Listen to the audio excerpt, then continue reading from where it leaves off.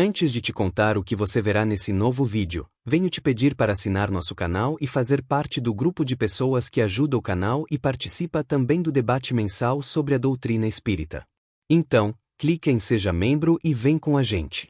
Agora, imagine que aquela dor que você sente há anos, aquele conflito com alguém da sua família, ou até mesmo aquela angústia sem nome que te acompanha no silêncio, pode ser muito mais do que um acaso. Pode ser um reencontro reencarnatório. Pode ser um chamado urgente da espiritualidade. Pode ser o momento exato em que sua alma decidiu acordar. Hoje, você vai ouvir uma das falas mais impactantes de Maíse Braga, diretamente do mundo espiritual para o seu coração. Ela revela histórias impressionantes de obsessões, reencontros com desafetos do passado e decisões que definem nosso futuro espiritual. Você vai entender por que tanta gente está adoecendo. Porque os vínculos estão em crise. E o que tudo isso tem a ver com a sua missão na Terra. Se você sente que algo está mudando. Se você pressente que o tempo está se esgotando. Então esta mensagem é para você. Assista até o fim. Compartilhe com alguém que está precisando de luz. E se essa mensagem tocar o seu coração, escreva aqui nos comentários. Você já sentiu que reencontrou alguém do seu passado? Amigos, meu nome é Maíse. E agradeço demais pela honra de mais uma vez estar com vocês. Não imaginei que 6 meses depois do nosso último encontro eu aqui estaria. Não deve ser por acaso, né? Até porque o acaso não existe. Então, me recordo dos espíritos que, de tempos para cá, com muita frequência, através dos mais diversos médiuns, têm nos falado de caminhos novos que nós precisamos trilhar. E é claro que o homem velho que ainda vive em nós está pouco disposto a isso. Ainda, embora todas as noções de espiritualidade que o nosso coração já abriga. Ainda ontem se falou muito no seminário sobre a questão da dor. E eu cheguei no Espiritismo há 45 anos atrás, quando se admitia apenas que através da dor você evoluía. Só se você sofresse você melhorava. E os espíritos logo corrigiram isso através da mediunidade extraordinária de Chico Xavier, para nos lembrar que nós só estávamos sofrendo porque o amor já tinha tentado de todas as maneiras nos ajudar sem conseguir. E deixavam claro que a dor só surgia quando o amor tinha sido recusado pelo nosso coração. E é claro, embora pareça que não, os amigos espirituais dizem que toda a nossa vida está coordenada por aparentes coincidências que acabam nos levando aos caminhos que ontem nós desprezamos e que precisamos hoje retomar. Eles citam bastante o momento em que a mãe do professor Rivaio, daquele que seria o codificador da doutrina, Allan Kardec, tem uma discussão pavorosa, e a mulher, naquela época, não era ouvida nem dentro nem fora de casa, com seu marido, para convencê-lo, na verdade nem convencê-lo, dizer a ele a decisão que ela tinha como mãe tomado. Ela levaria o pequeno Rivaio para Pestalozzi, para a escola de Pestalozzi, que era considerado um maluco porque via a educação de uma forma completamente diferente para a época. Era um caminho novo que Pestalozzi apontava, e aquele menino que mais tarde codificaria a doutrina espírita vai para a escola de Pestalozzi, para respeitar a natureza, coisas que hoje ainda as escolas tentam colocar nas crianças. Naquela época, Pestalozzi já tinha uma forma de pensar e de educar as crianças igualzinha, aliás, até mais revolucionária ainda. E aquele menino é totalmente envolvido por aquelas ideias que depois, é claro, facilitariam a pesquisa que ele começou a fazer sobre as mesas girantes. E em toda festa sempre havia uma mesa que girava sobre si mesma, e isso chegou, claro, ao professor Rivaio, um pedagogo respeitado, mas que teve a sua vida de pedagogo completamente absorvida por ter codificado a doutrina. E usa o pseudônimo de Allan Kardec, porque se ele assinasse Denisard Rivaio, a sociedade francesa aceitaria imediatamente, sem questionar as verdades dos espíritos, porque ele era um educador muito respeitado.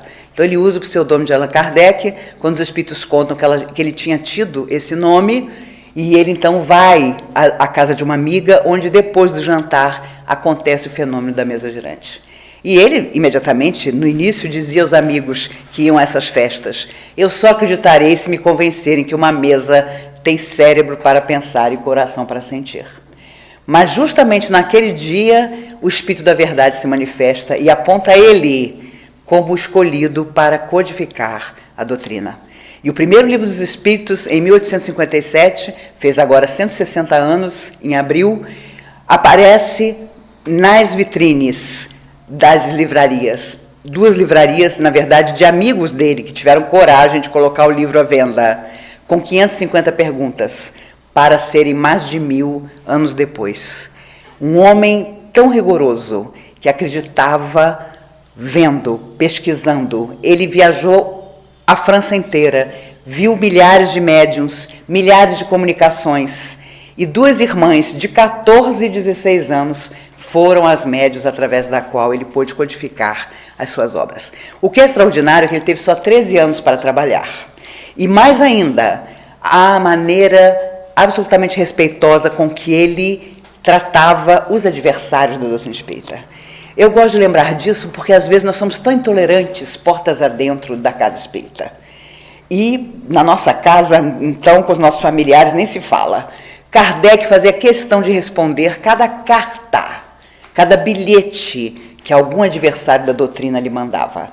E por isso ele cria a Revista Espírita, que durante anos ele fazia questão de responder a tudo, a todas as pessoas que discordavam, e pesquisava, e explicava, sempre respeitando imensamente quem pensava diferente dele. 160 anos depois, dentro de doutrina espírita, nós ainda encontramos tanto preconceito, tanta intolerância, tanto desamor no aceitar o outro como ele é.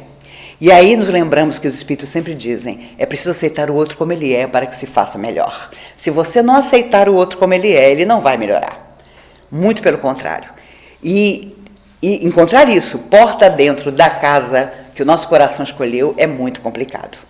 Por isso nós precisamos também combater isso, que seja um novo caminho de compreensão, para aquele que chega, mas principalmente para aquele que é um companheiro de tantos anos e que às vezes passa por conflitos, passa por dificuldades naturais da vida e nós às vezes não temos nem um minuto para ouvi-lo. Nós achamos que é uma bobagem.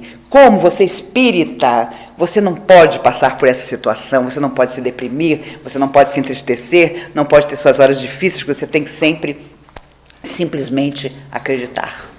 Mas nós somos almas milenares, simplesmente acreditar muitas vezes não vai solucionar a nossa questão. Nós precisamos ir em busca de nós mesmos, do nosso coração, tendo sinceridade com as nossas emoções e sabendo que quanto mais nós sublimizarmos as nossas emoções, mais seremos, em qualquer lugar, fiéis instrumentos dessa espiritualidade superior que quer agir através de nós, nas mínimas coisas, no nosso ambiente de trabalho, na via pública.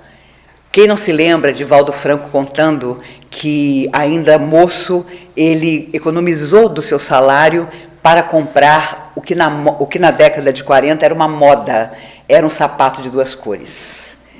E ele, no dia da estreia do sapato, ia ao cinema, entra num ônibus, um homem pavoroso estava em pé e vem propositadamente e pisa no sapato novo do Divaldo. E o Divaldo contava que olhou para o homem olhou para ele e disse: o que foi?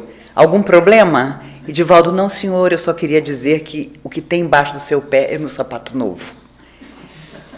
E o homem, que era 3 vezes o tamanho do Divaldo, disse: e qual é o problema? Nenhum.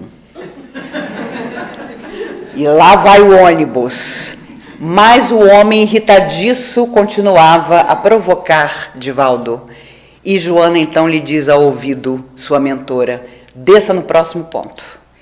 Divaldo já ficou chateado, porque era 2 quadras do cinema onde ele pretendia ir, mas desceu. O pior, o homem desceu atrás dele.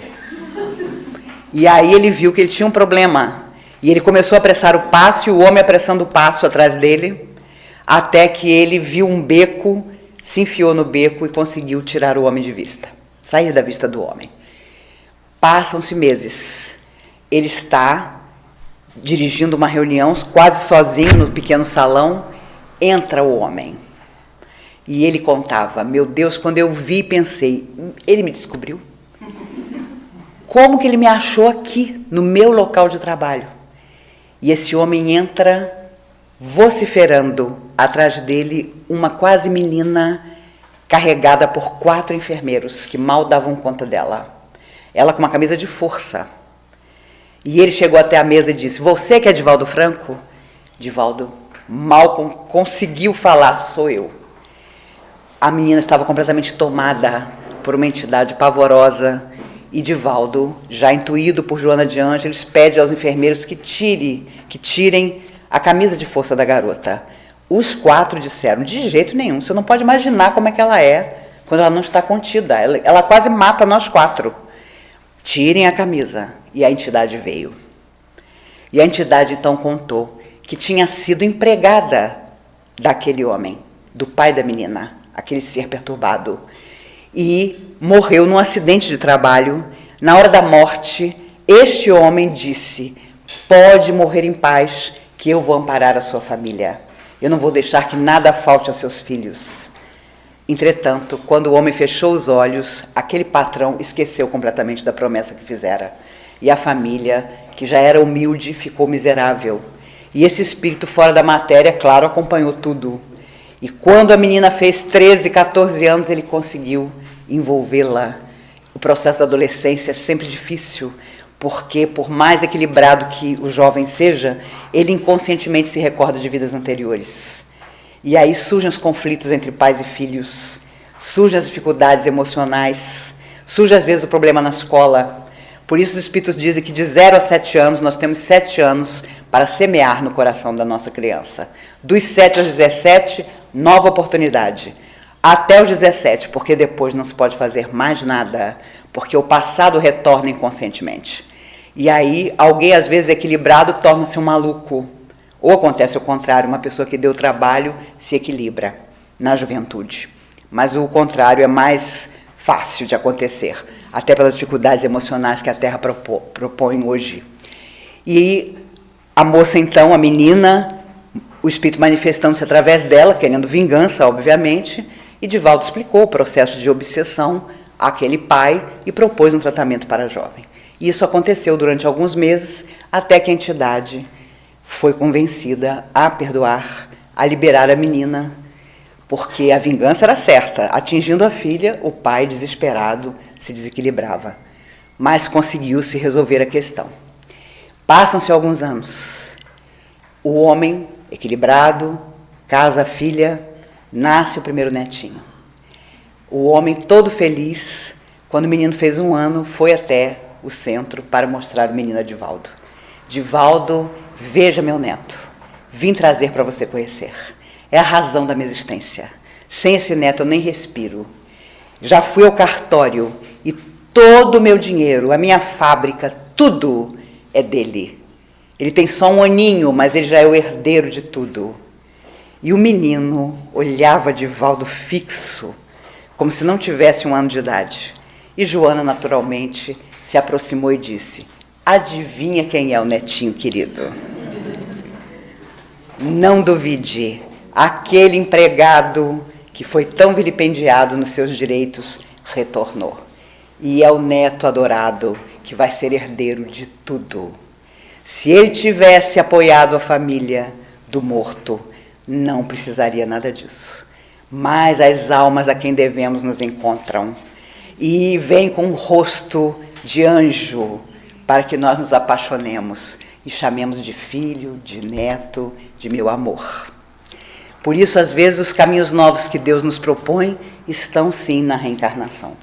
No reencontro que nós temos com os nossos adversários do passado, não só com os nossos amores. E, é claro, os Espíritos nos lembram que, como esta é uma encarnação definitiva para nós, nós trouxemos para nós, dessa vez, pessoas que evitávamos há 800 mil anos. E por isso os nossos conflitos afetivos estão grandes. Por isso, às vezes, a surpresa desagradável está no último pedaço do caminho. De repente, alguém que sempre foi um afeto querido se transforma.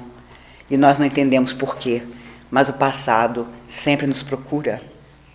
E precisamos, sem dúvida, ter consciência disso para agir sempre com equilíbrio. Há muitos anos atrás, na psicografia de Chico, ainda na década de 60, havia um pequeno grupo na plateia e Chico Xavier psicografava. De repente, vem um espírito, incorpora no Chico e começa a contar a sua história. E o Chico depois reunia, como fez durante toda a vida, as psicografias e começava a ler. E deixou essa por último. E aí, quando ele começa a ler, um silêncio absoluto.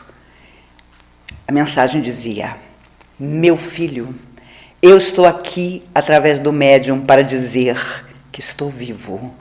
Nem eu nem você contávamos com isso. Mas até hoje eu me lembro do momento em que no escritório você me passou o que eu pensei que fosse o meu remédio. Tomei confiante e era o veneno que você havia colocado na água para que eu morresse. E antes de deixar o meu corpo, ainda ouvi sua última frase a me dizer: morre, velho. Mas a surpresa é dupla, porque eu estou aqui hoje para dizer a você que eu não morri, porque ninguém morre. E para dizer a você que, para minha surpresa, hoje, fora da matéria, depois que você matou meu corpo, eu venho te dizer que te amo ainda mais do que te amava quando vivíamos juntos na terra como pai e filho, até que você me envenenasse.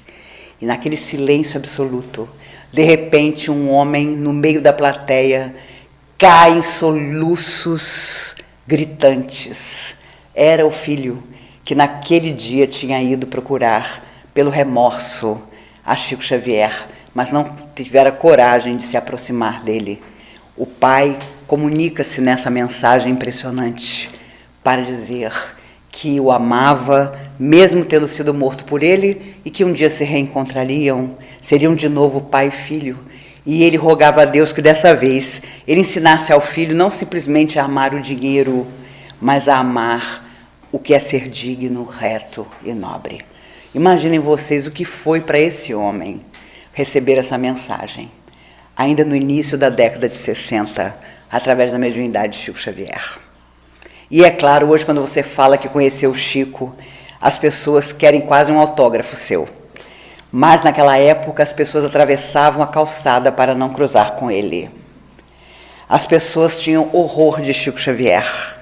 Eu me lembro que os meus avós guardavam as revistas Cruzeiro, Manchete, indignados, porque eles já eram espíritas quando eu era muito pequena, e ficavam indignados com as reportagens que saíam sobre o Chico, tentando diminuí-lo, tentando caluniá-lo. E ele permaneceu o mesmo sempre, porque ele sabia que nos apontava, através da sua mediunidade, caminhos tão novos que seria longa a nossa trajetória até realmente entender. Ele tinha um colega que era médico legista, e um dia encontrou com ele na rua e disse: Chico, você está perdido, porque tudo isso que você fala é mentira. Eu já fiz autópsia de um monte de corpo e nunca encontrei essa tal de alma que você diz que existe. Já abri gente de todas as idades, nunca encontrei. E o Chico, com a sua meiguice e sua tranquilidade, disse: mas, meu amigo, você quer encontrar o passarinho quando ele já fugiu da gaiola? E era verdade. Como encontrar a alma numa autópsia, se o espírito já tinha se desligado e ido embora? Chico tinha resposta para tudo, mas a sua resposta era tão tranquila. Marlene Nobre, recentemente desencarnada, foi uma oradora que percorreu o mundo falando sobre doutrina espírita, já uma senhora casada com o deputado Freitas Nobre, mas nunca se deixou levar pela vida de mulher de deputado, foi espírita a vida inteira, e ela desencarnou, ano retrasado, brincando com os netos na praia. Foi uma morte abençoada, depois de ter trabalhado tanto em benefício da doutrina. Mas ela trabalhou com Chico Xavier durante 15 anos. E, é claro, sempre surgiu a história de Chico ser Kardec reencarnado. E a gente não comenta isso em palestra, mas entre amigos aqui eu posso comentar. Porque tem gente que acha um absurdo. Meu Deus, Kardec era um intelectual. Chico só tinha o terceiro primário. Meu Deus, mas tem lógica maior do que essa? Se ele foi... Aliás, eu digo que se Chico não foi Kardec, Kardec nunca mais voltou. Porque em Obras Póstumas ele deixa: os espíritos dizem que no início do próximo século eu voltarei. Chico nasceu em 1910. Kardec E olha que a doutrina precisou. Nunca deu uma mensagem através de Chico Xavier. Nunca. E a doutrina viveu muitas situações em que uma mensagem dele teria sido fundamental. Então já surge a primeira interrogação. Mas o interessante é que a Marlene contava que um dia estavam só os dois, e aquela história, Chico foi Kardec, não foi, aquela coisa toda. E a Marlene disse, Chico, aqui, só nós dois, fala para mim, você foi Kardec, Chico? Eu não aguento mais essa dúvida. Ele deu aquele risinho dele e disse assim, Marlene, Emmanuel diz que eu fui, mas eu não acredito. Então não tem jeito, ficou sempre a dúvida. E às vezes, dependendo da pessoa perturbada que perguntava, ele dizia, de jeito nenhum, levou com ele esse mistério. Mas eu, quando as pessoas me perguntam, eu digo sempre, se ele não foi, Kardec realmente não voltou. Foi fazer outra coisa. Porque quem mais poderia ter sido? Essa é que é a realidade. E quanto a ter sido intelectual como Kardec, vir humilde como Chico, isso é óbvio. Porque se é uma coisa que ficou faltando na codificação feita por Kardec, foi o Evangelho. Inegável. Não houve tempo para isso. Então, seria lógico que ele retornasse e tivesse os 92 anos de vida que Chico Xavier teve.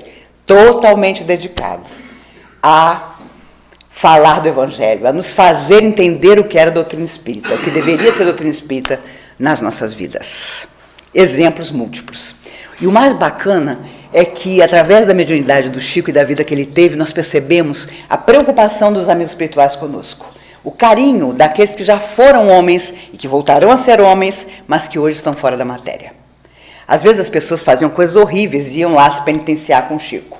E você acha, Chico, que eu vou ter perdão? E o Chico dizia, meu amigo, como não? Os espíritos já foram homens, também erraram. E tem toda a nossa compreensão. Nos compreendem de verdade. Chico tinha pavor de trovão. A mãe estava internada, caiu um temporal absurdo em Pedro Leopoldo. Ele foi se esconder embaixo da mesa da cozinha e, de repente, a mãe aparece embaixo da mesa da cozinha. Minha mãe, mas você não está no hospital? Chico, eu vim te dizer que eu vou para um outro hospital para continuar o meu tratamento. Mas eu sei que você tem medo da chuva, por isso que eu pedi para vir. Ela já tinha morrido? Mas antes de ser levada, pediu aos espíritos para voltar a casa, entrar embaixo da mesa da cozinha e confortar o Chico, que estava lá sozinho, apavorado com os trovões. Só depois chegou a notícia de que ela já tinha morrido. E o hospital para onde ela ia não era da terra. Mas ela nessa noite disse a Chico, não tenha medo, assim que eu puder eu volto para tomar conta de você. E foi o que ela fez. E o Chico já estava na mão da madrinha maluca, que o criou por 2 anos, apanhava diariamente. Ele levava 5 surras diárias. Ela anotava quantas vezes ela batia nele. Tudo era motivo para que ela esquecesse de dar-lhe comida, por exemplo. E ele passou muita fome. Mas quando ele apanhava e ia chorar no quintal, sua mãe lhe aparecia e dizia, meu filho, não se esqueça, aceite tudo com paciência, mas nunca deixe na surra ela quebrar o seu braço. Aquele braço que mais tarde ele iluminaria através da psicografia de mais de 400 obras. Inacreditável, a mãe que o amava não podia impedir que ele apanhasse. E ainda tinha preocupação de dizer, proteja o seu braço, porque o braço seria o seu grande instrumento para o trabalho. E é claro, ele chorava e queria voltar a estar com os irmãos e com o pai, que era caixeiro viajante e tinha distribuído os filhos entre parentes. E ela dizia, não se preocupe, eu estou providenciando um anjo para vocês. E surge Dona Cidália, a segunda esposa do pai dele, sua madrasta, que foi uma segunda mãe. Hoje, se você vê casar-se uma pessoa pela segunda vez e a pessoa tem filhos, às vezes a mulher incompreensiva, se for rica, já manda os filhos do primeiro casamento para a Suíça. Mas Dona Cidália colocou como única condição para casar-se com o pai de Chico, reúna todos os seus filhos e eu me caso com o senhor. Não era já normal, era um anjo mesmo. E ela foi, durante anos, a grande amiga de Chico, embora não entendesse a mediunidade dele e o que lhe acontecia. Todo mundo chamava ele de louco no colégio, porque ele dizia que via as pessoas que já morreram, mas ela entendia que havia alguma coisa que ela, analfabeta, não sabia explicar, mas que era uma luz que acompanhava a Chico Xavier e o acompanhou por toda a existência. Ivone Pereira, o Chico dizia que só pelo fato de Ivone Pereira ter psicografado Memórias de um Suicida, essa obra extraordinária, ela avançou 400 anos no seu processo evolutivo. O Chico dizia isso. Mas não dizia que ele tinha psicografado mais de 400 livros, e eu fico imaginando quanto ele avançou. Ele dizia que ela tinha avançado. Ela morreu idosa no Rio de Janeiro, uma mulher impressionante, de uma mediunidade extraordinária. Durante 20 anos ela guardou os originais de Memória Suicida, sem autorização dos espíritos para publicá-lo. Ela foi, inclusive, à FEB, certa feita, mostrar os originais do livro, e o então presidente correu com ela. E, obviamente, mais tarde, foram atrás, e em 1957, no ano que eu nasci, é que houve autorização para que Memória Suicida fosse publicado. Mas quando Chico morreu, Dona Ivone Pereira já estava desencarnada desde 84 e contou ao Divaldo que ela estava, naquele dia, numa região de sofrimento no mundo espiritual, recolhendo 2 entidades sofredoras, com um grupo de enfermeiros. E quando eles chegaram nessa região abismal, foram cercados por entidades cruéis que disseram a ela: daqui você não sai. Não sai nem você, nem os enfermeiros que vieram com você, e muito menos você vai levando essas 2 entidades que são nossas. E ela se viu cercada, orando, sem conseguir encontrar saída. De repente, era uma região montanhosa, de muito sofrimento. Do outro lado da vida, vem uma entidade sofredora correndo, descendo a montanha e gritando: Chico Xavier voltou! Chico Xavier morreu na Terra! Chico Xavier voltou ao mundo espiritual! Foi uma debandada pavorosa. Todos os espíritos sofredores saíram correndo. Ela se viu sozinha com os enfermeiros, com as 2 entidades sofredoras que ela tinha que levar, e ela saiu dali tranquilamente, porque todo mundo saiu correndo. E ela disse a Divaldo: veja você o que é quando a alma nobre retorna com a tarefa cumprida. A treva tem medo, a treva sai correndo. Eles imaginaram que o Chico tinha acabado de desencarnar e ia aparecer ali no meio deles. Saiu todo mundo desesperado. Fiquei só e pude recolher as entidades que eu tinha ido buscar. Ela não contou isso por acaso. Foi para nos mostrar que só uma coisa a sombra teme: a luz. Não há outra coisa. Não é o nosso verbo, não é a nossa história, não é a nossa conversa, às vezes mentirosa. Não são as doutrinações que nós fazemos às almas sofredoras, mas o nosso coração. Não tem nada daquilo que a gente exige que a alma sofredora tenha. Não se transforma como a gente quer que a alma sofredora se transforme. Às vezes exige, mas sim aquilo que ela olhar e perceber que nós já transformamos dentro de nós. Vai fazer 40 anos, ano que vem, que o mundo anunciou que tinha nascido uma criança, Louise Brown, através de uma proveta de inseminação artificial. Os mais velhos consideraram que o mundo ia acabar. E hoje a coisa mais natural do mundo são as descobertas que a cada dia a ciência faz. Entretanto, o homem que aparentemente conhece tanto de si mesmo está perdido dentro das suas próprias emoções. E isso não sou eu que digo, são os espíritos. Nós já fomos à Lua, vamos a Marte, vamos construir cidades em outros planetas, mas estamos ainda baldos de compreensão quanto às nossas próprias emoções. Ainda ontem estávamos olhando o mar e eu lembrando de Emmanuel dizer que um dia o homem vai tirar do fundo do mar comida suficiente para que ninguém mais passe fome na Terra. Portanto, o mar ainda é hoje um dos locais mais desconhecidos do homem. A gente conhece mais do espaço do que do nosso mar. E Emmanuel, categórico, dizia, ainda em 76, através do Chico, que um dia não vai haver fome no mundo, porque o homem vai saber tirar do mar as maravilhas alimentares que o mar tem, e que nós, naturalmente, ainda ignoramos. Mas ele diz também que o homem ainda sofreria por tentar fazer duas coisas: mudar as leis de Deus e viver sem amor. E enquanto nós não conseguirmos alterar isso, nós não seremos felizes, nem individualmente, nem em sociedade. E é óbvio, os tempos são difíceis, o terceiro milênio nem chegou ainda. Para que ele chegue, vai demorar e, principalmente, vai haver sofrimento. Vai haver sofrimento porque a maioria da humanidade, os próprios espíritos dizem, vive inconsciente da sua própria espiritualidade.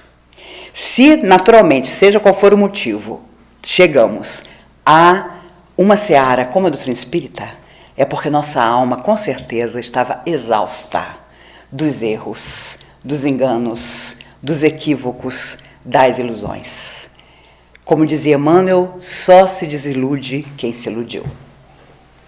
Ele era absolutamente certeiro nas suas palavras. Pessoas loucas iam conversar com Chico Xavier e começavam a contar das suas lutas, geralmente dos problemas que eles queriam ver resolvidos a toque de caixa, por milagre. E havia até quem fosse até o Chico para dizer: olha, Chico, eu passei por tal coisa e vou me vingar. Vou me vingar de fulano, você vai ver o que vai acontecer com ele, depois de fazer isso comigo. Às vezes o Chico olhava para ver se Emmanuel dizia alguma coisa, e quanto mais perturbada a pessoa que estava na frente dele, mais Emmanuel dizia: o dia de amanhã vem perto.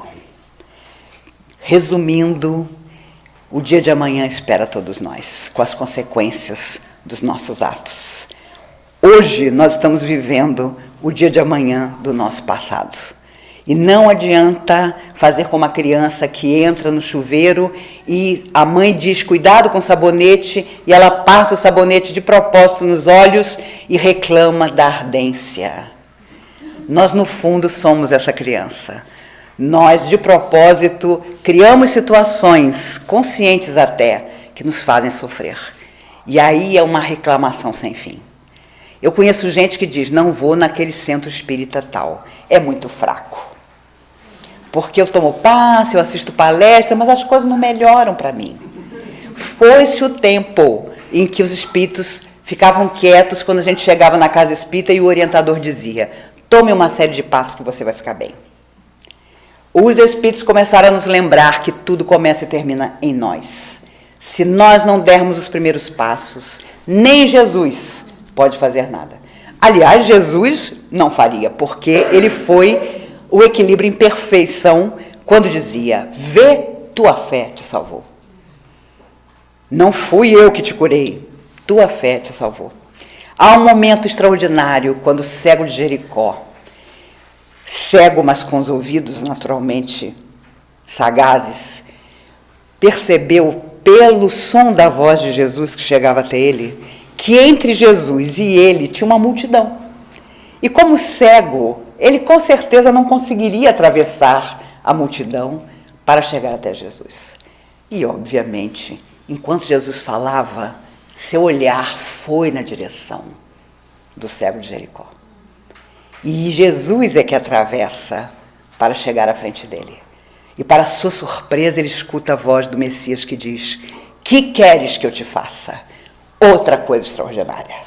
Meu Deus, a gente pega a pessoa desequilibrada e muitas vezes o nosso coração está totalmente envolvido com ela. É um filho, é um esposo, é nossa mãe, é uma amiga querida, é um grande amor.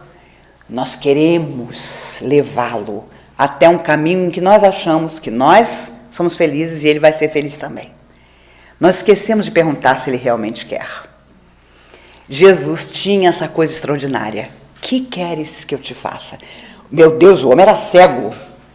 Como perguntar? É óbvio que ele queria enxergar, mas nem sempre. E aí é que a gente sofre, porque a pessoa diz: me ajuda, eu quero ajuda, põe meu nome lá, toma passe por mim. E os espíritos, aqui abram parênteses, eles gostam de lembrar que na primeira vez que você mentaliza a pessoa, ela recebe onde estiver 100% daquela energia. Depois 90%, depois 80%, depois 70%, depois 50%, porque tem gente que não se mexe. Põe meu nome lá, toma passe por mim. Aí chega uma hora que não dá, que a espiritualidade, a pessoa não fez nada, então a espiritualidade não pode mais Isso é uma determinação, agir sobre ele. Embora a luz divina abençoe a todos, não dá. E aí a pessoa reclama, olha, aquilo lá que você está fazendo por mim não adianta nada. Porque nada melhorou. Você já fica, gente, está vendo? O centro não é bom. Eu ponho o nome lá na mesa, mas os espíritos com certeza não anotam. Uma vez o Dr. Bezerra de Menezes contou na comunhão que alguém tinha colocado o nome de um senhor que morava na Asa Sul, e de madrugada, por volta das 2 horas, quando a espiritualidade age, o próprio Dr. Bezerra estava à frente da pequena equipe que foi atrás do homem, porque os espíritos anotam sim. Quando é desencarnado, eles procuram saber onde a pessoa está para dizer, olha, fulano de tal lá na Terra pensou em você. Quando é encarnado, eles vão à casa da pessoa. O Dr. Bezerra contou que chegou na porta da casa da pessoa, havia jogo, comida e bebida espalhado pela sala, e o Dr. Bezerra chegou no exato momento que o dono da casa, aquele que estava sendo mentalizado, dizia aos convidados, podemos comer e beber à vontade, porque fulana de tal levou meu nome para a comunhão. Ele contou essa história na comunhão, numa orientação, para dizer que havia uma grade energética que impediu a entrada do próprio Bezerra de Menezes naquela casa. E não houve ajuda, porque o cara estava tão feliz, porque alguém tinha ido pensar nele na comunhão, que resolveu fazer uma farra. Não havia como ser socorrido. E aí a gente fica naquela, meu Deus, está vendo? Será que eu vou para o budismo? Doutrina espírita não é bem o que eu imaginava. Mas porque a pessoa nem se moveu, ela só reclamou. E você acreditou na reclamação dela e às vezes põe ela no carro obrigada para levá-la à casa espírita à força. Não dura, porque a pessoa não se abriu o suficiente. E talvez não tenha até sofrido o suficiente. E quando é alguém que amamos, a gente fica louco. Mas, às vezes, a pessoa precisa ir mais além. Na luta, nas frustrações, para realmente buscar. E por isso, os espíritos têm nos lembrado que para nós, que já acordamos para a verdadeira espiritualidade da vida, o tempo está escasso. Nós precisamos avançar mais rápido. E os espíritos têm dito que nas aulas do mundo espiritual, para almas recém-libertas das suas próprias loucuras, tem sido dito a elas que é preciso correr, porque a transformação virá. E se for para que haja sofrimento, haverá um sofrimento, talvez futuro, que atingirá quase todo o planeta, porque infelizmente o homem é assim.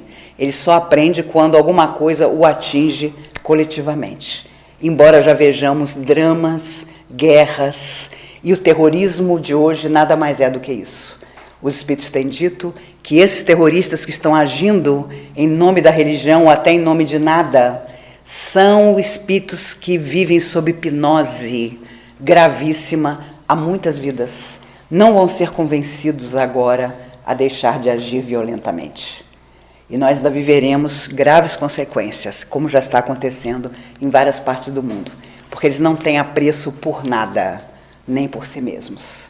Então nada os convence, são mesmo homens-bomba, porque estão doutrinados espiritualmente pela sombra absoluta que pretende que a Terra não avance.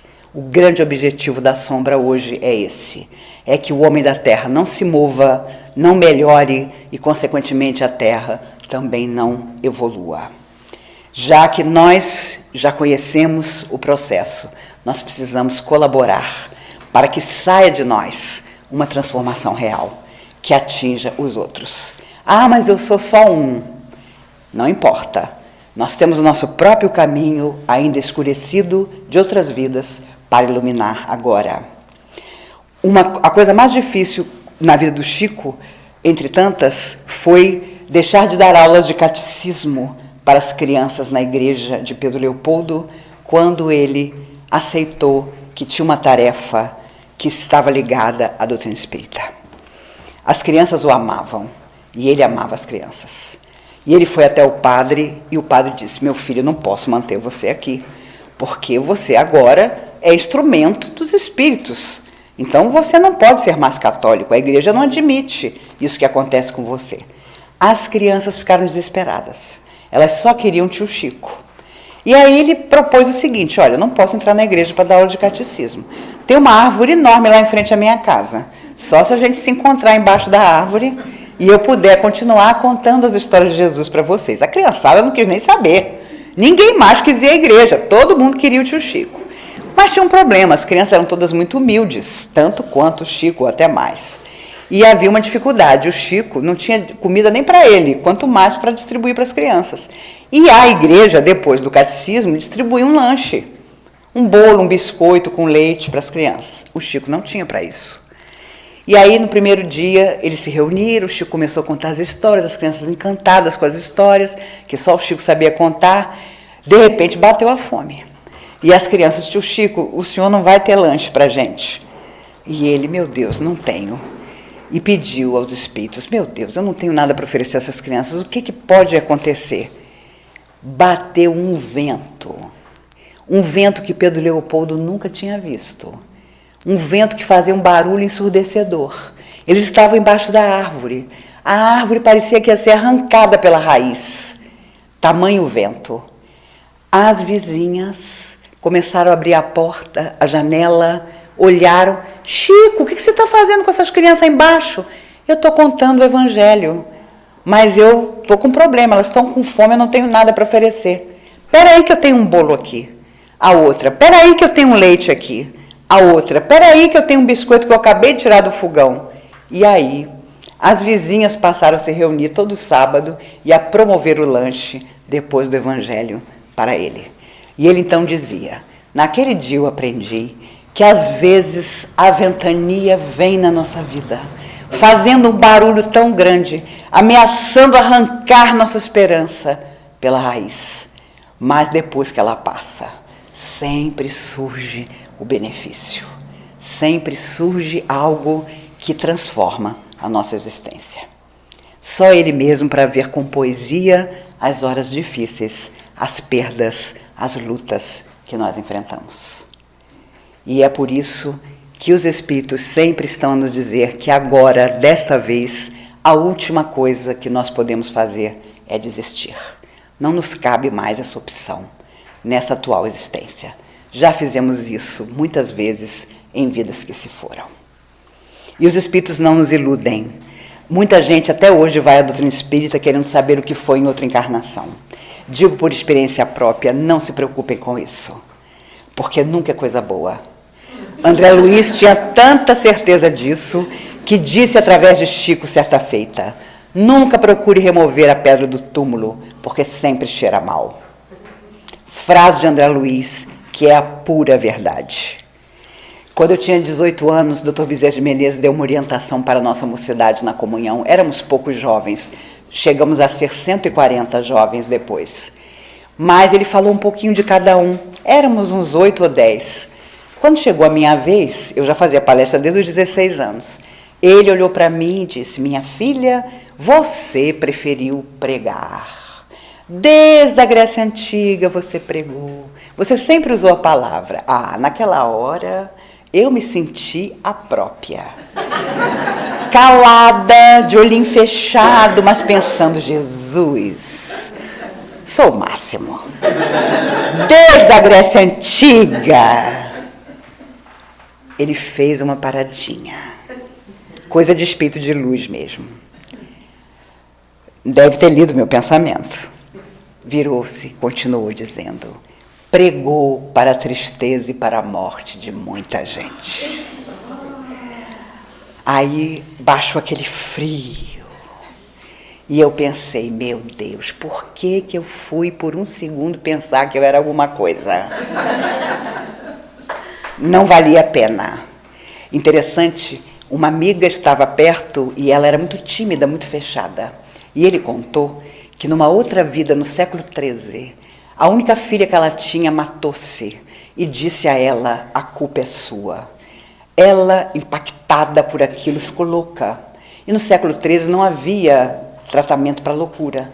A pessoa era trancafiada e morria trancafiada.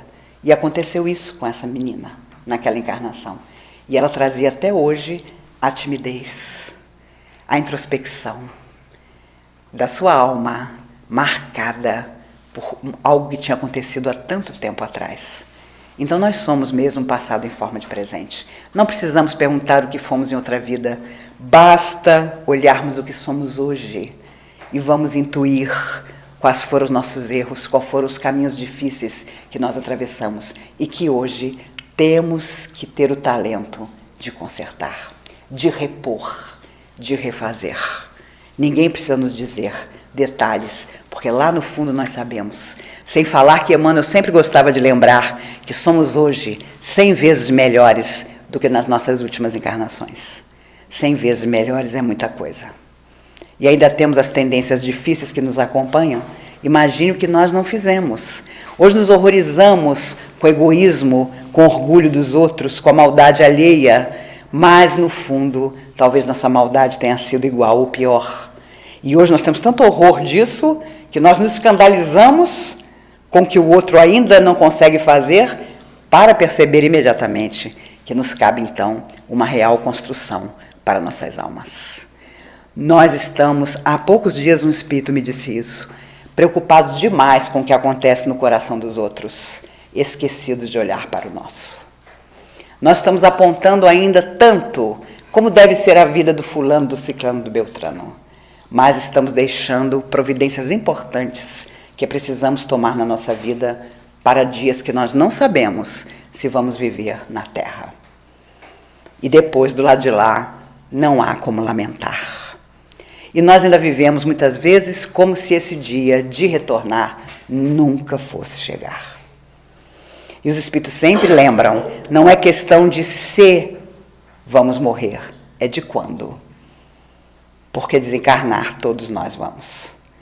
Então, vai chegar o dia em que vamos nos reencontrar do lado de lá, eu tenho certeza, e vamos lembrar com saudade de manhãs como essa, e com certeza um de nós vai dizer, mas a gente sabia o que a gente tinha que fazer, porque num domingo de manhã a gente se encontrar, não era por acaso. Na Comunhão Espírita, uma vez por mês, aos sábados, de 7 às 8 da noite, eu faço uma palestra há 41 anos. De fevereiro para cá, é assustadora a quantidade de pessoas que estão chegando.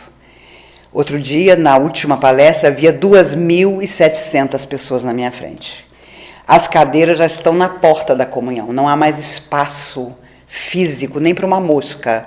E a maioria jovens. E a maioria não é espírita. Isso me impressionou muito.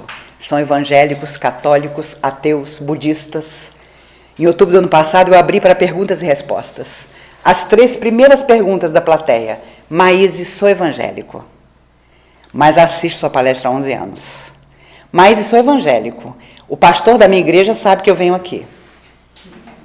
A terceira pergunta, Maíse, sou evangélico, sou homossexual. O pastor da minha igreja diz que isso é tão ruim que quando eu morrer, eu vou para o lado escuro da lua. O que você me diz? E a plateia tensa. Para desanuviar, eu comecei a resposta dizendo, meu filho, se você for para o lado escuro da lua, lá tiver uma baita festa e você não me convidar, eu vou ficar muito chateada. Porque nós ainda estamos preocupados com a sexualidade do outro. Jesus, nós estamos na idade da pedra. Estamos. Porque nós estamos preocupados como é que o outro vive a sua emoção. E a nossa? Nós não damos conta da nossa. Estamos tão preocupados em dizer que o outro, porque não pensa e vive como nós, está errado. Isso tem que acabar. Eu não concebo a pessoa ser espírita e ter preconceito, e ter intolerância de qualquer espécie, porque nós sabemos que tudo é experiência da alma. Se hoje isso não nos concerne, já aconteceu com certeza, conosco, então como dizer que aquela pessoa é desequilibrada? Na década de 90, a AIDS levou muita gente, muitos amigos meus não estão mais aqui, e eram pessoas infinitamente melhores do que eu, mas partiram, vitimadas por algo que na época não tinha nem melhora, quanto mais cura. Eu lembrava ontem com meus amigos, Daniel e Joey, que me acompanham nessa viagem, que 2 meses depois do Cazuza morrer, sua mãe, Lucinha, encontrou na portaria do prédio uma senhora que, quando o Cazuza estava doente e ia visitar os pais, juntava os vizinhos para impedir que ele subisse pelo elevador, porque ele tinha AIDS. 2 meses depois da morte do filho, único, que ela adorava, a Lucinha encontrou essa mulher na portaria. Ela deu uma surra nessa mulher.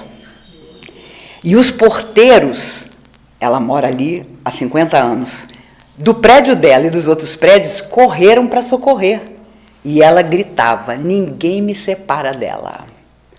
Meu filho não está mais aqui, mas agora ela vai apanhar por todo o preconceito que ela tentou fazer o prédio inteiro ter contra o meu filho. E a mulher apanhou. E ela ainda dizia: pode ir na delegacia, eu vou junto para você me denunciar. E obviamente a mulher não foi, mas levou uns tapas. Ninguém duvide que uma mãe dilacerada pela dor do preconceito que um filho viveu é capaz de qualquer coisa. E recentemente ela fez 80 anos e contava isso numa entrevista. E a entrevistadora, horrorizada, e ela disse: não se horrorize não, porque ali eu botei para fora todas as injustiças que meu filho sofreu. Ele tinha um dentista desde criança. Numa certa madrugada teve uma dor alucinada no dente e o dentista se recusou a atendê-lo. E o conhecia desde pequeno. Então, na década de 90, as pessoas viveram preconceitos tremendos, porque ninguém sabia de verdade como a doença era transmitida. Então, as pessoas foram colocadas para fora de casa pela própria família, que não admitia o contato com alguém doente. Isso já aconteceu com tuberculose, já aconteceu com fogo selvagem. Dona Aparecida era enfermeira em Pedro Leopoldo. Ela e 7 doentes de fogo selvagem foram colocadas para fora do hospital e ficaram na rua, sentadas no meio-fio, porque o hospital se recusava a manter aqueles pacientes. Adivinha quem passou? Chico Xavier. Dona Aparecida, o que a senhora está fazendo com esses doentes aqui, essa hora, na rua? Fomos expulsos, Chico. Eu, a enfermeira, e eles, meus 7 pacientes, porque lá dentro ninguém quer cuidar deles. E o Chico disse: vamos todos para minha casa.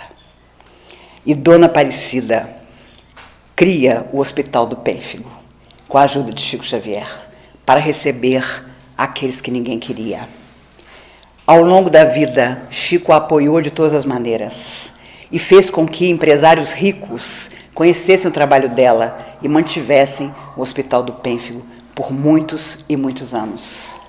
Depois que Dona Aparecida desencarnou, Chico contou que ela não era ninguém mais, ninguém menos do que Catarina de Médicis, de volta à Terra, a poderosa mulher, desesperada na sua loucura, que provocou a noite de São Bartolomeu.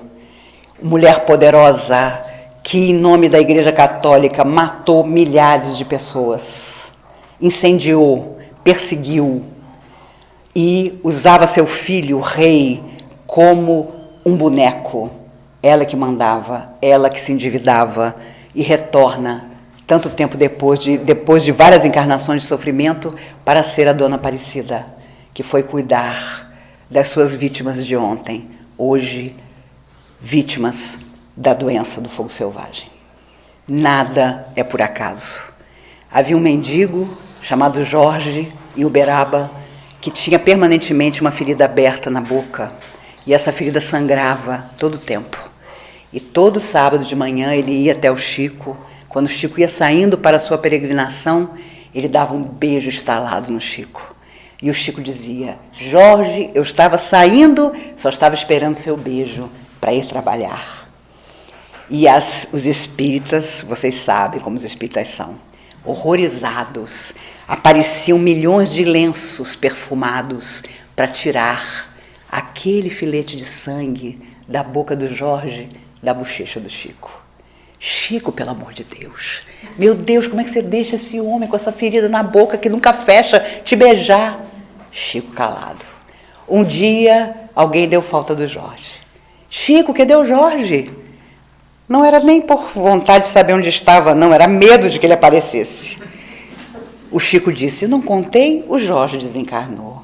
O Jorge desencarnou? E alguém mais sincero disse, ai, Chico, graças a Deus, né? Porque ele vinha aqui todo sábado com aquela boca sangrando e te tascava um beijo. O Chico olhou para todos e disse, vocês não imaginam quem era o Jorge. Silêncio. Chico, quem era o Jorge? Vocês não precisam saber, mas vocês não podem imaginar como eu esperava o beijo do Jorge, porque vocês não fazem ideia de quem era o Jorge. E morreu sem contar quem era o Jorge. Foi a lição que ele deixou para todo mundo. Lá ia o Jorge, todo andrajoso, sem tomar banho, com a ferida na boca. Mas o Chico sabia quem era o Jorge. E quantas vezes seres de luz que vão transformar o mundo estão em lugares inimagináveis, distantes de nós, do nosso carinho, do nosso amor, da nossa caridade. Porque nós temos muito discurso, mas na prática é complicado. Será que se nós encontrássemos o Jorge na rua, nós convidaríamos o Jorge para tomar um lanche na nossa casa? E teríamos perdido a chance de talvez saber quem era o Jorge. Por isso, desejo a todos nós, olhos de ver e ouvidos de ouvir, os muitos Jorges que estão na Terra, anônimos, sozinhos, miseráveis, abandonados, pelos próprios amores, muitas vezes, mas trazendo um resgate, uma lição e uma luz para a Terra que talvez nós não consigamos acender em nós mesmos ao longo de toda essa existência. Não nos esqueçamos disso. Pessoas como Chico Xavier, como Madre Teresa, como Irmã Dulce, como Gandhi, como tantos outros, são recados que Deus manda à Terra, primeiro para saber como estamos, depois para dizer como nós devemos ser. E muitas vezes passam a vida inteira ignorados, achincalhados, solitários, para só depois serem valorizados. Faz agora, nesse mês de junho, 15 anos que Chico partiu para o mundo espiritual. Não houve de nenhum detrator seu uma história, uma palavra que pudesse denegri-lo, uma história mal contada, uma história de, eu soube que ele andou fazendo ou falando, nada. Por isso ele dizia, malgrado nossas deficiências, é preciso fazer tudo para que a doutrina não sofra por nossa causa. E era Chico Xavier. Com mais de 80 anos, ele perguntou a Emmanuel, por que o senhor ainda é tão rigoroso comigo? E Emmanuel disse, sem pestanejar, porque às vezes a surpresa desagradável está no último lance do caminho. Nós, às vezes maduros, olhamos para o jovem, olhamos para a pessoa perturbada ou desequilibrada e dizemos, eu nunca fui assim. Mas como é que fulano está desse jeito? Esquecidos de que o dia de amanhã vem perto, como dizia Emmanuel, as pessoas mais loucas que procuravam pelo Chico. Nós não sabemos. Não sabemos, já que temos uma vida tão reta, digna, pelo menos na falácia das nossas palavras, como vamos ser recebidos do outro lado? Provavelmente nos dirão, mas você sabia tanto, meu filho, então você fez o quê? E vão nos perguntar também, você foi feliz? Porque tem gente que diz, eu não sou feliz, mas faço a felicidade dos outros. Eu sou uma vítima das circunstâncias, mas faço todo mundo feliz. E quando as pessoas faziam todas as críticas possíveis, principalmente os espíritas, Chico tranquilo dizia, meu patrão é Jesus. E só ele eu vou um dia prestar contas. E nem preciso lembrar a vocês que os espíritos contaram a Divaldo Franco, que foi o próprio Cristo que veio buscar o Chico. E havia um outro Jorge, um homem que todo mundo detestava, em Uberaba, e o Chico era a única pessoa que uma vez por semana batia na porta do homem, ele morava num tugúrio próximo do centro da cidade, deixava um saco de mantimentos e dizia, meu filho, trouxe sua comidinha. Esse homem nunca abriu a porta para agradecer. Quando o Chico se afastava, ele abria a porta correndo, pegava o saco de mantimento e fechava a porta. Quando ele passava pela cidade, as pessoas cruzavam a calçada. Era uma pessoa desagradabilíssima. Um dia esse homem morreu. E de manhã cedo, o Chico varrendo o centro, o rapaz chega e diz: Chico, você não sabe quem morreu? Aquele homem, aquele que você ia todo sábado levar comida, desencarnou de madrugada. Os vizinhos já acharam alguma coisa esquisita, a polícia foi lá, encontraram ele morto. Já devia estar morto há mais tempo. Chico, com a maior tranquilidade, pôs a vassoura na parede e disse: eu já sabia. Você sabia, Chico? Impossível. Eu sou o primeiro que estou vindo de lá e estou correndo para a cidade para dar notícia. Para todo mundo, que graças a Deus aquele homem mal-humorado que ninguém gostava morreu. Como é que você sabe? Emmanuel me contou. Emmanuel te contou? Como? Emmanuel me contou porque já que nenhum de nós gostava dele, o próprio Cristo veio buscá-lo. E aí, o rapaz foi embora desejando que também ninguém gostasse dele, para que um dia, quem sabe, Jesus condoído viesse buscá-lo. Não nos esqueçamos, meus amigos, que Jesus preferiu a companhia dos que não tinham nada nem ninguém. Não foi por acaso. Pedro e Tiago conversavam uma madrugada e Pedro dizendo: quando eu voltar para casa, quando depois que Jesus não estiver conosco eu voltar para meus filhos, para minha mulher, para minha sogra? E Tiago diz a ele: você acredita mesmo que nós vamos voltar? Você acha que nós vamos conseguir ter a mesma vida que tínhamos antes de conhecer o Messias?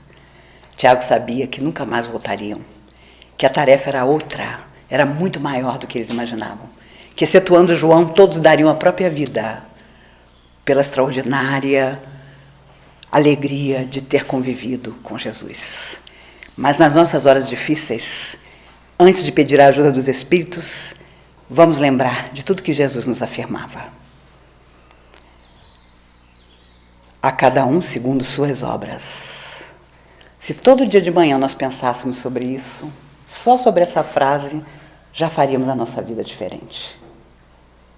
Vê, tua fé te salvou. No instante final, quando ele devolve a visão ao cego de Jericó, fez isso porque o cego de Jericó respondeu à sua pergunta: que queres que eu te faça? Senhor, que eu veja, pois eu quero. E o cego de Jericó enxergou. Imaginem o que foi o momento em que o cego disse: que eu veja, e o Cristo afirmou: eu quero. Meu Deus, que momento extraordinário, em que a energia de Jesus se aliou à vontade daquele homem. E por isso ele vai ao templo e diz: vejam, eu enxergo. E ele era cego de nascença, pedia desde criança na rua. E aí, claro, surge um sacerdote dizendo: mentira, ele fingia que era cego. Os pais são chamados: não, nosso filho nasceu cego. E aí surge aquela discussão absurda no meio do templo, e o cego de Jericó, o ex-cego, termina tudo dizendo: uma coisa eu sei, eu era cego e agora vejo.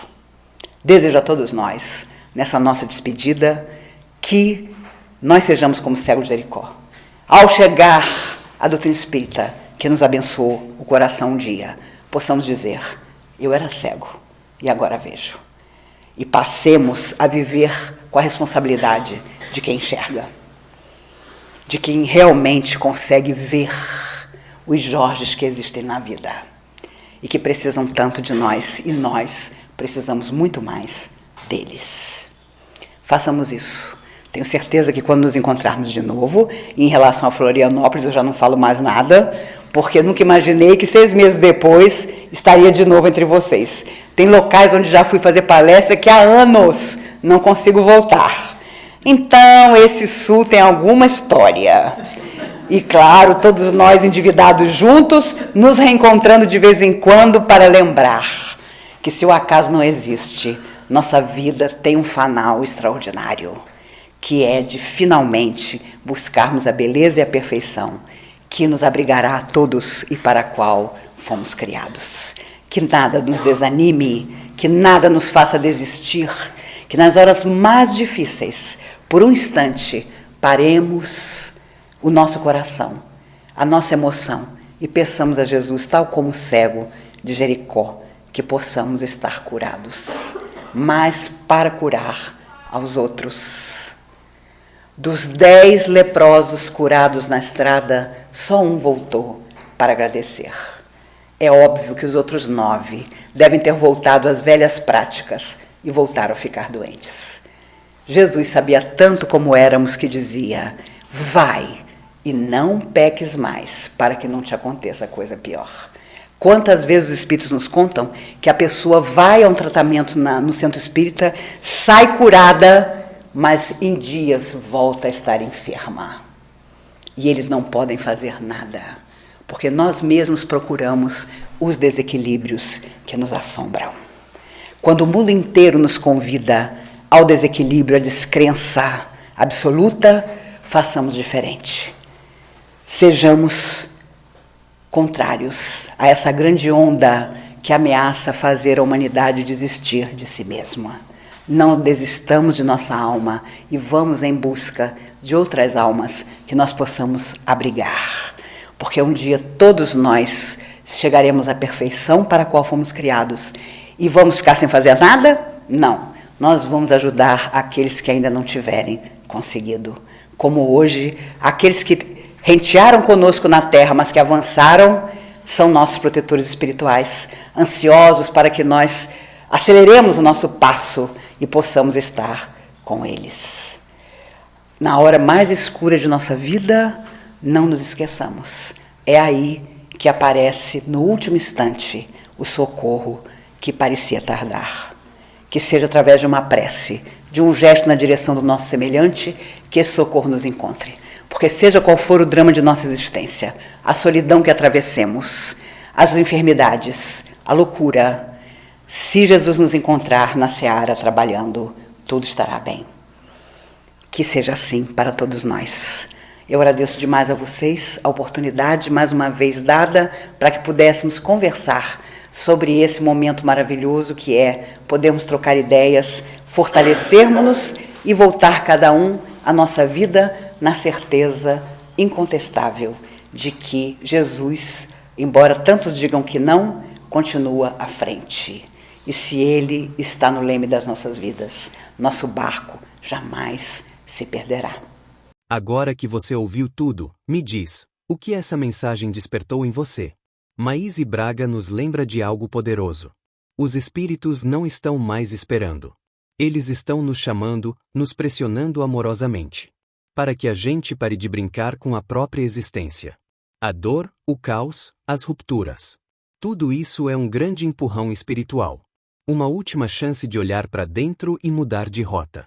Chico Xavier dizia que às vezes, o que parece uma tragédia, é só a ventania que antecede a chegada da luz. Mas só enxerga isso quem já despertou para a responsabilidade da própria alma. O seu reencontro com esse vídeo não é acaso. É resposta. É alerta. É abraço. Você é um dos que já acordaram. Agora é hora de agir. Transforme sua vida com as escolhas do bem. Perdoe. Abrace. Sirva. Porque em breve, talvez mais breve do que imaginamos, o mundo espiritual vai te perguntar: o que você fez com tudo aquilo que sabia? Compartilhe essa mensagem com alguém que precisa ouvir isso. E se essa reflexão tocou você, deixa nos comentários. O que ficou no seu coração? Se inscreva e siga com a gente nessa jornada e seja membro do canal também. E tenha acesso a vídeos exclusivos e a nossa reunião mensal de debate sobre temas da doutrina espírita.